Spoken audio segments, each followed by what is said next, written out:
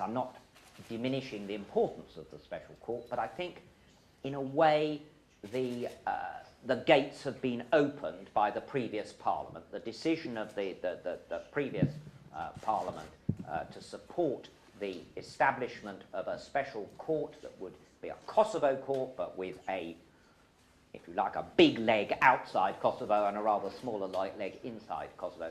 That has already opened the gates. I think the PDK, the LDK, the Srpska Lista, the G6, the people in this coalition, all quite clear that the special court needs to be established. I think there are some much bigger challenges before the new government, and I would say that there are sort of three related things. One is what you might call the economic challenge, which is both a challenge about employment. We know everyone argues about what the figures are, but there's sort of 40% or possibly more unemployment. There's higher unemployment among young people than there is among older people. There is a need for good economic governance. So that economic package, I think, is a huge challenge for the new government. I think linked to that, there is a public administration challenge. During the formation of these institutions, the international community, the Americans, the EU, did not produce any brown envelopes or envelopes of any colour. And we said, look, this is a process which has to be domestically owned. It has to be a homegrown parliament and a homegrown government. You've got to do these things yourselves. I think that was an important message because we know Kosovo is famously sui generis. It has its own difficulties, many of which stem from non-recognition by a number of countries, including 5 in the EU. But really, if Kosovo is going to be part of the process of Euro-Atlantic integration, then it has got to be able to form its own institutions without outside nannying, if you like, help from your friends. The new government has promised to create jobs. The Prime Minister, Mustafa, has talked about the importance of the private sector. But managing that matrix when you're already working with a base of 40% unemployment is going to be very challenging. And then with the question of public administration, one of the things that's absolutely crucial is that when the new parliament meets, it has got to appoint people who are really professional to these institutions, like the privatisation agency, the Independent Commission on Mining and Minerals, the boards of the state-owned industries.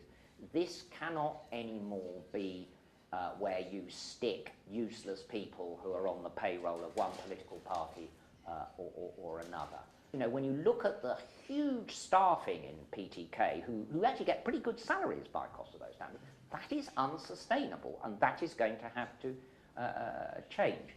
So I think there's some quite hard decisions that are going to have to be taken within this framework of creating more jobs. And when I talk about putting professional people into all these agencies and regulatory structures, okay, we've got the head of Schick as the Speaker of Parliament, but I think he's got to understand that all these dubious structures and the LDK sort of, real estate mafia from Pristina, all this sort of nonsense got to stop.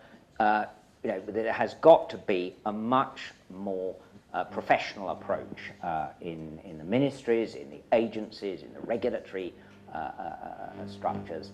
And yes, there's got to be a real fight against corruption. If they don't fight corruption, they will fail, and I think they know at this point that if they don't fight corruption, they will fail. We know it's very difficult. It means changing social attitudes to bribes, for a start, and of course it's not a problem that's unique to Kosovo either.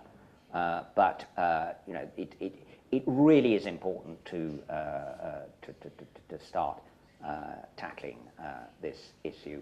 And I think the first step is to have some clean people in these, not only in the government, but these other institutions which are technically appointed by Parliament. We were quite clear as Britain. We said we have no objection to Veteran dossier being part of the government. This is, it does some weird things, but it's a legitimate political party. If the coalition wants to include Veteran dossier, then that's fine with us. But the important thing is that the dialogue should continue. And the complication with Veteran dossier was that they had always stood out against the dialogue, or this kind of dialogue, in a really strident way. And then they were saying that they wanted to lead the dialogue with Serbia. So we found that a bit of a contradiction. So the point, I think in the end, all of the international community simply stressed that the dialogue had to continue, and we had some doubts about that dialogue being led by Veteran dossier.